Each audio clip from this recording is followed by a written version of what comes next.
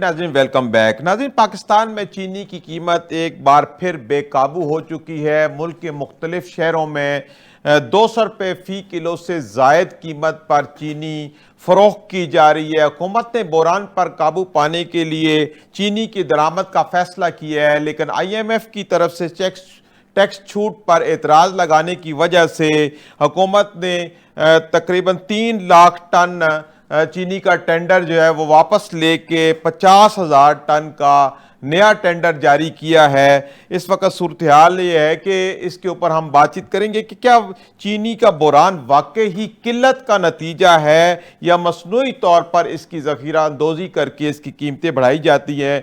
क्या हुकूमती पॉलिसियों में कोई तज़ाद है और आम आदमी को रिलीफ कैसे मिल पाएगा।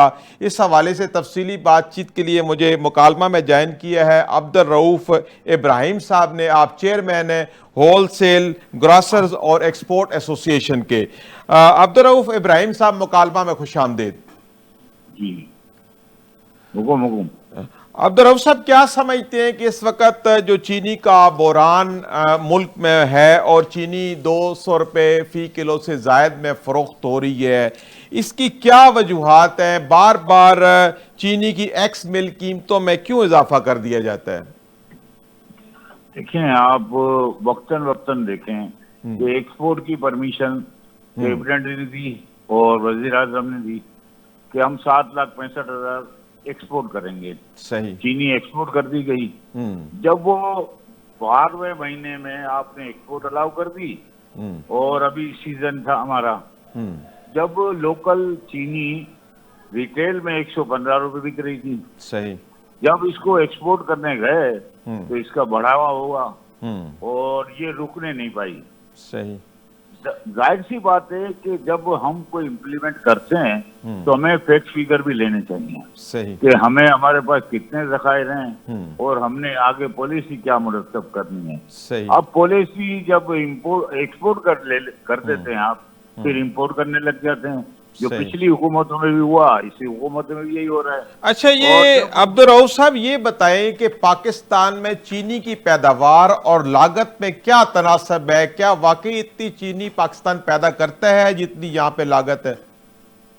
देखें, जो पिछले साल का क्रॉप 75 लाख टन का था जी, और ये साल का 66 लाख टन है। जो चीनी का क्रॉप थोड़ा कम हुआ है। अब उसको हम बना लेते हैं कि 5,25,000 टन पर मंथ हमारी खपत है, तो उसके हिसाब से चीनी पूरी है। सही। तो ये बताएं कि जब ये इम्प्लीमेंट हो गया, इसके बाद फिर अनाउंस किया गया कि जी ये चीनी की शॉर्टेज है। भाई किस तरह की शॉर्टेज है ये बताएं ना आप। अभी रिसेंटली बात हुई, वफाकी वजीर खुराक राना तनवीर साहब हैं और ज़का अशरफ साहब हैं, उन्होंने एक नोटिफिकेशन निकाला कि हमने 165 में एक्स मिल का रेट निकाल दिया है, इससे ऊपर चीनी नहीं बिकेगी एक्स मिल। अब वो उसके आज देखें कि 5 दिन से डिलीवरी रुकी हुई थी शुगर मिलों में, वो डिलीवरी रोकी गई थी और इसको रुकने के बाद आज उनको खोला गया है तो उनका एक्स मिल प्राइस आज आया है 175 रुपये। ठीक है, यानी होलसेल में जाके ये 178 और रिटेल में जाके 190 195 फिर वही बिकेगा। लेकिन इम्प्लीमेंट तो कहीं भी नजर होता नहीं आ रहा ना। अच्छा अब्दुल रऊफ साहब, ये बताएं कि चीनी असल में मैन्युफैक्चरर को क्या भाव पड़ती है? कभी किसी ने इसकी तखमीना लगाया किसी इदारे ने कि जेन्युइनली चीनी की जो कास्ट है एक्स मिल इतनी है और इतना प्रॉफिट होना चाहिए? इस मौजू पे काम हुआ है? ये बहुत बड़ी बात आपने और अच्छा सवाल किया है और मैं इसी सवाल का मुंतजिर था कि देखें, हमने जब काश्तकारों को जिस तरह बेरहमी से मारते हैं, यानी किसान और काश्तकार जो उधार पे भी चलते हैं, जाहिर सी बात है उनको 6 महीने पे पेमेंट गन्ने वाले भी जी, बड़ी लंबी पेमेंट्स उनकी चलती हैं। हाँ, लंबी पेमेंट होती है। और दूसरी मैं आपको बात बताऊं कि ये बात आप फिक्स कर ले लें कि ये 400 से 450 रुपए गन्ना खरीदा गया मन जी पर 40 केजी हो गया। अब आप आगे चलेंगे इसकी क्रैशिंग पे जी। जब क्रैशिंग में जाएंगे तो 11% की रिकवरी आती है चीनी की। 100 किलो उठा लें आप गन्ना, तो 11% रिकवरी शुगर की आएगी। जी ठीक है, इसमें मोलासिस निकलता है जो 35 रुपए किलो बिकता है। ठीक है। अब इसके बाद आप बगास ले लेंगे जिससे बिजली बनती है, जिससे कारखाने भी चलाते जी हैं और बिल्कुल, उसी बिजली से भी कारखाने फरोख्त करते चलते हैं, सही कह रहे हैं आप। हाँ, उसी से, और उसी से फरोख्त भी करते हैं बिजली वो। सही। अच्छा, इसके बाद जो बाकियात होती है वो चीप बोर्ड बनता है, जी बिल्कुल, छिलका होता जी है। सही कह रहे हैं आप, बिल्कुल। इसके ऊपर आप यकीन माने कि ये 40 रुपए तो उसी में कमा लेते हैं। सही, तो कोशिश आप करने जाएंगे तो 100 रुपए की किलो की चीनी पड़ेगी। सही। लेकिन आप ये बताएं, लम्हा फिक्रिया नहीं है कि 100 रुपए की चीज आज 100 रुपए में रिटेल में बिक रही है, तो एक बहुत बड़ा अलमिया है ये। सही। अच्छा अब्दुल रऊफ साहब, जैसे कि आपने एक तखमीना लगाया है कि करीब 100 रुपए की ये पड़ती है, तो रुकावट कहाँ पे है? क्या शुगर इंडस्ट्री इसको होल्ड करती है, जखीरा अंदोजी करके रेट बढ़ाती है, या होलसेलर इसको होल्ड करते हैं? फिर जब एक्स मिल इतनी की पड़ती है, फिर आगे क्यों मिल मालकान महंगी बेचते हैं या होलसेलर जाके महंगी करते हैं? देखें, असल सबसे बड़ा इशू होता है फ्री मार्केट हो।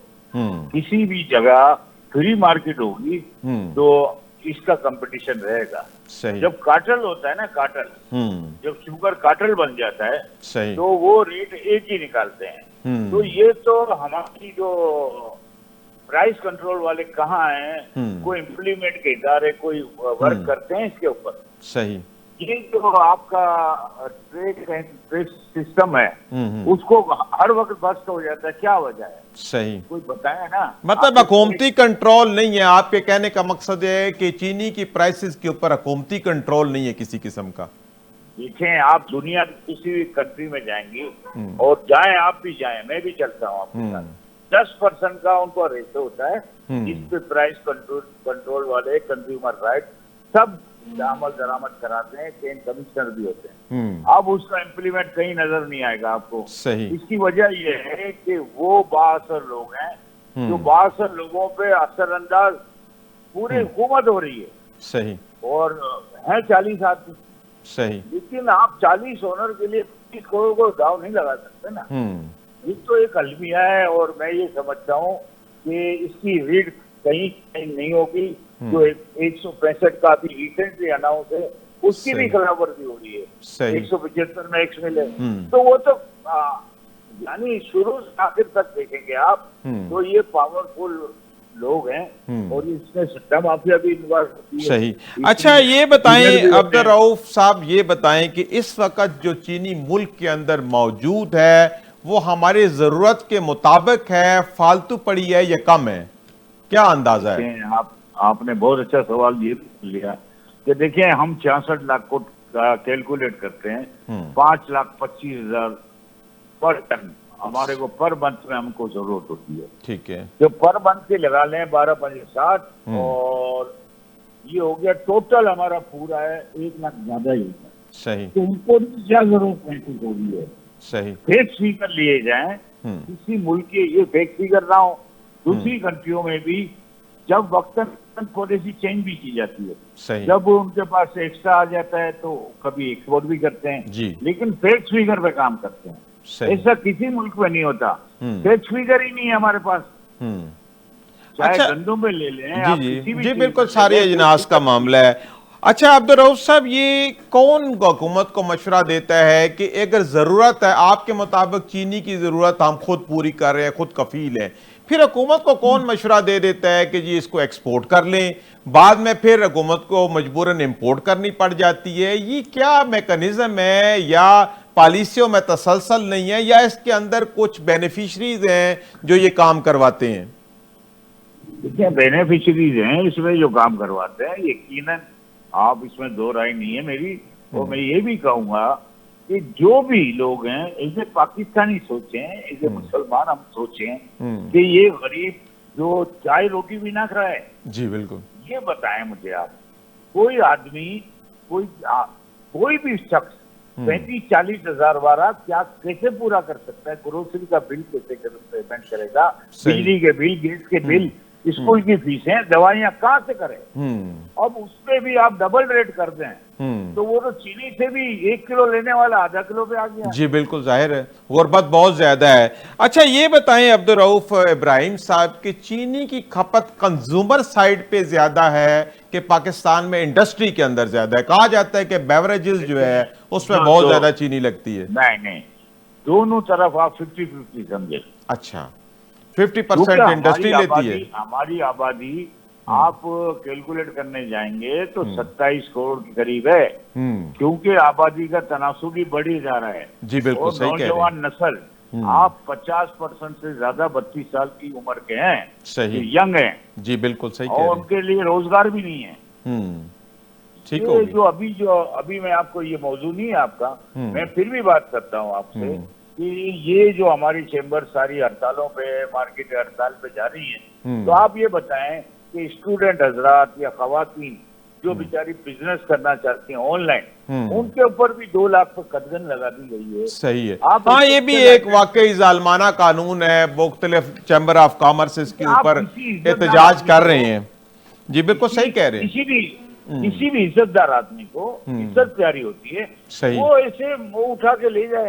एसएचओ का कानून बना दिया गया आपने, सही, क्या बनाना चाह रहे हैं? जी आप सही कह रहे हैं। जो जालमाना कानून है एफबीआर के, वो इस काबिल है कि वो इस वक्त उनके खिलाफ जो एहतजाज किया जा रहा है। अच्छा, वापस जरा मौजू की तरफ आते हैं अब्दुल रऊफ साहब कि 50% जो कंज्यूमर का मामला है, मुझे तो लगता है कि यही मुश्किलात का शिकार है। इंडस्ट्री क्या बल्क में परचेज कर लेती है या बस साथ साथ उनको भी कीमतों के बढ़ने और कम होने का को फायदा नुकसान होता है?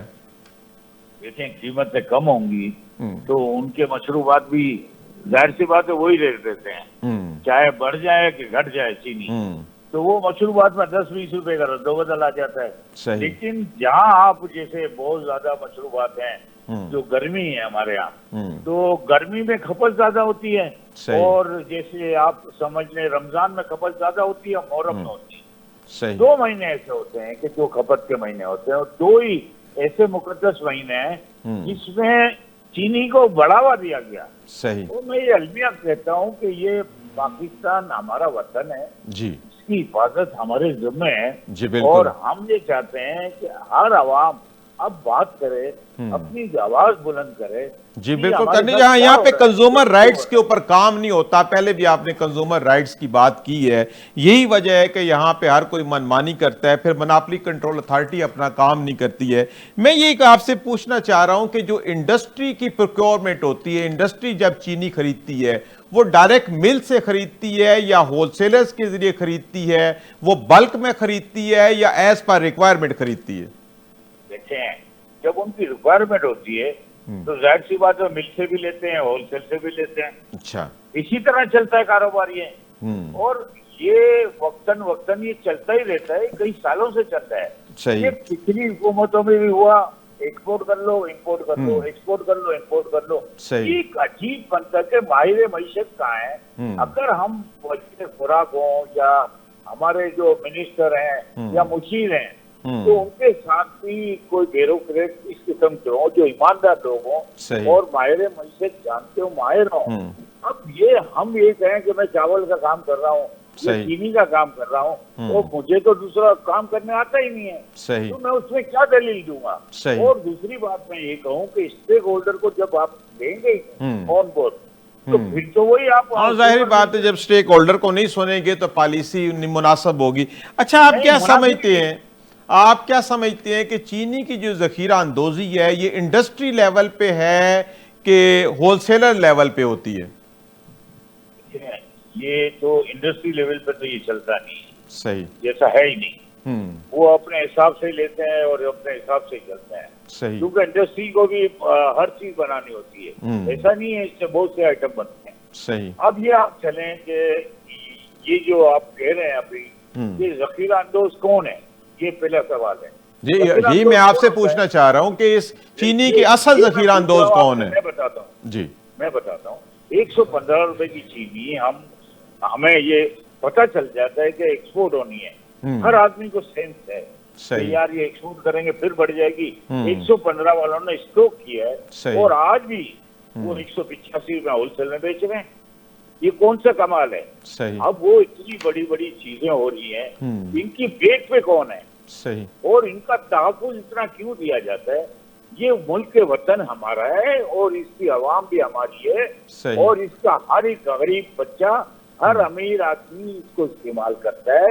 ये शुगर एसेंशियल आइटम है। सही। इसके ऊपर कदगने इतनी चीजें, और सिर्फ उन्हीं से मुज़ाकरात होते हैं, शुगर मिल वालों से। सही, बिल्कुल ठीक है, बहुत शुक्रिया जी, बहुत शुक्रिया आपका, आपने वक्त निकाला और प्रोग्राम में शामिल हुए और बड़ी मुफीद मालूमात आपने चीनी के हवाले से दी। मैं आपका बेहद मशकूर हूँ। नाज़रीन, इसी के साथ वक्त तो एक ब्रेक का, हाजिर होते छोटे से वक्फे के बाद।